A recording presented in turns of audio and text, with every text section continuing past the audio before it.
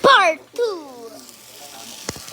Mahirap po na binubuli ko po sa ganun daw po yung naliran ko. Nakulong daw po. Pero hindi na po namin pinapansin dahil po Yan naman kami. wala rin Naman ko. hindi na po namin pinapansin. 17 years old na ngayon si Daniel. At matapos ang higit isang dibadang pagsitan, sinilitaw ng Panginoon ang kanyang tanawin. Matapos sinanod siya ng Pilipinas at Indonesia, napauuwi na si Mary.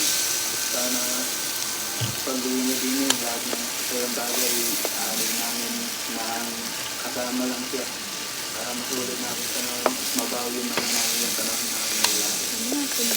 Wala rin pagsinda ng tuwa ng magulang ni Mary King, sila Tatay Sofar at Manny Celia. Handa na nga ang buwan ng Mary King sa bahay nila sa Nueva Ecija.